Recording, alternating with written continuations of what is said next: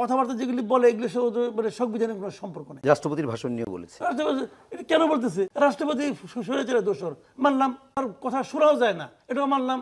তো এর আন্ডারে তুমি শপথ নিলা কেমন করে? শপথ নেওয়ার সময় খেয়াল ছিল না? বলতেছে কে? নাহিদ ইসলাম। এই রাষ্ট্রপতির কাছে শপথ নেওয়া উপদেশ। রাষ্ট্রপতি ফ্যাসিবাদের দোষর ছিল না? ছিল। মানে যদি তারা তুমি যার কথাই শুনতে চাও না, তার কথা শুনে পর তুমি উচ্চারণ করছো, উনিও বলছে উনিও বলছে উনিও বলছে উনিও বলছে, শপথ ভেবে নিচ্ছে, তখন তুমি রাষ্ট্রপতির কথা প্রতিধ্বনি করতে পারছো, তোমার কোনো আপত্তি নাই, সমস্যা হয় নাই। এখন তোমার এটা সমস্যা ফ্যাসিবাদের দোষর। এই ফ্যাসিবাদের দোষরের আদেশের দ্বারা তো ইলেকশনটা হয়েছে। দেখেন আসলে ঐতিহাসিক জিনিসটা কি? ইতিহাসে যেটা স্মরণীয় হয়ে থাকবে। সব সংসদে ঐতিহাসিক, সব সংসদে ঐতিহাসিক, বিভিন্ন কারণে। কোনো একটা সংসদের আপনি যে কোনো একটা সংসদকে বাদ দিয়ে ইতিহাস লিখতে পারবে, তাহলে সবই তো ঐতিহাসিক সংসদ কোনোটা। এখন ইতিহাসে কে কোন অবস্থানে আছে সেটা হলো একটা ব্যাপার।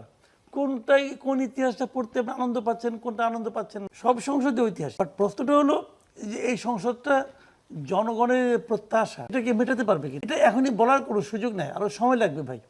যেমন একজন সংসদ সদস্য আমাদের সঙ্গেই আছে, মানে ওনাকে তো আমি পছন্দ করি, ওনার সঙ্গে আমি কথা বলতে পছন্দ করি, ওনার সমালোচনা করতে আমি পছন্দ করি, কারণ আমি জানি উনি সমালোচনা করলে একভাবে জবাব কি গ্যারান্টি দিয়ে বলতে পারবেন বাকি 299 জন ওনার মতোই হবেন। ওখানে ওনার চেয়ে বেটার আছে, আবার ওনার চেয়ে ইনফেরিয়র আছে। ওনার মতো যুক্তি দিয়ে কথা বলার লোকও আছে, আবার একদম অযৌক্তিক কথা বলার লোকও ওখানে আছে। এখন কার কি ভূমিকা থাকবে এটা ভাই 5টা বছর তো অনেক দিন, কে কি বলবে না বলে বলা বড় কঠিন, এবং ওই ভূমিকার দ্বারা সংসদ হবে। এখনো যে সংসদ যাত্রাই শুরু করে নাই, সেটা কেমন হবে কেমন হবে না বলা বড় কঠিন। যেমন আমি নিজে মনে করতাম যে জামাত মোটামুটি একটা মানে ওই যে মানি না, মানবো না, ভাঙলাম, চললাম, চলে গেলাম, হাইটে চলে গেলাম, সংসদ বয়কট করলাম, একদিনও শান্তিতে থাকতে দিব না, এই যে বলবে, এই টাইপের দল জামাত না, এটা আমার কাছে মনে হয়। তারা সংসদে থাকবে, সংসদের সুযোগ সুবিধা নিবে, সংসদে বসে আর্গুমেন্ট করবে, এই টাইপের দল জামাত, এটা আমার ধারণা। কিন্তু তাদের সঙ্গে আবার এনসিপি আছে। এখন এনসিপি তো কথাবার্তা যেগুলি বলে এগুলো মানে সংবিধানের কোনো সম্পর্ক। রাষ্ট্রপতির ভাষণ নিয়ে বলেছে। এটা কেন বলতেছে? রাষ্ট্রপতি স্বৈরাচারের দোষর মানলাম, তার কথা শোনাও যায় না, এটাও মানলাম। তো এর আন্ডারে তুমি শপথ নিলা কেমন? শপথ নেওয়ার সময় খেয়াল ছিল না? বলতেছে কে? নাহিদ ইসলাম।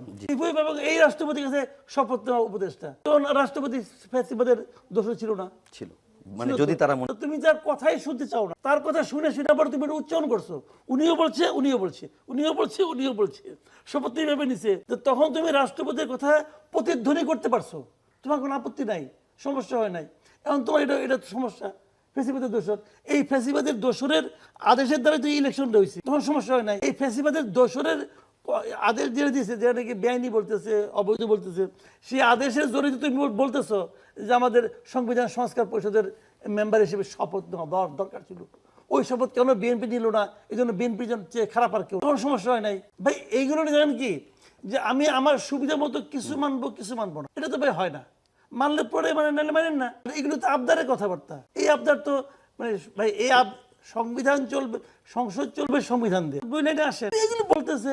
কাজে এই জামাতকে আমি মনে করি তারা সেন্সিবল আছে, তারা কথাবার্তা বলবে, তর্ক করবে, বিতর্ক করবে, আবার মানবে। যেমন ধরুন বলছে না জামাতের এই তাহের সাহেব যে আমরা পুরো জুলাই সনদের প্যাকেজ চাই, এখন এর মাঝখান থেকে আপনি আমাকে ডেপুটি স্পিকার দিতে বলবেন এই দান দক্ষিণে নেব না, নিবে আপনি লেখে রাখেন, নিবে বলছে সংস্কার মানলে যদি সংবিধান সংস্কার পরিষদে তারা বিএনপি তার মতো করে সংস্কার করবে, জামাত ডেপুটি স্পিকার নিবে, তার আমি বললাম আপনি লিখে রাখেন। বলছে জুলাই সনদ খণ্ডিতভাবে মানবে। ভাই কি বলছে না বলছে দেখেন না ভাই, ডেপুটি স্পিকার হলো কি ইকুইভ্যালেন্ট টু মিনিস্টার, পূর্ণমন্ত্রী। দুইজন তারে মন্ত্রী পাওয়ার সুবিধা জামাত ছেড়ে দেব? জামাত কি ওই বিপ্লবী দল নাকি রে ভাই? আরেকটা মাসুদ কামাল ভাই যেটা বলছিলাম যে দেরি হচ্ছে নাকি সংসদটা একটু নাকি এরকমই? এটা হলো কি আপনার সরকারি দল যেটা আছে এটা তাদের প্রিপারেশনের উপর নির্ভর করে। কারো প্রিপারেশন থাকে মনে করেন আমি পরের দিন বসলাম, আর কারোর মধ্যে হয়তো একটু থাকে, মানে আপনার কি বলে এটাকে সংযম থাকে, ভাবে দুদিন পরে হলো আমাদের, দুদিন আগে হলো আমাদের, যাই আস্তে আস্তে গুছাই টুসাই নেই। আর এই সংসদে অনেক নতুন নতুন এমপি হচ্ছেন, ওনারা সংসদের অনেক নিয়ম কানুন হয়তো জানেন না, এই জন্য দেখলাম একটা ক্লাসও দেওয়া দিল, ভালো এটা। কিন্তু ওইখানে যে আওলা ঝাওলা করার চেয়ে একটু পড়াশোনা করে নিল, একটু প্রস্তুতি নিল, আমি এতে কোনো ক্ষতি দেখি না।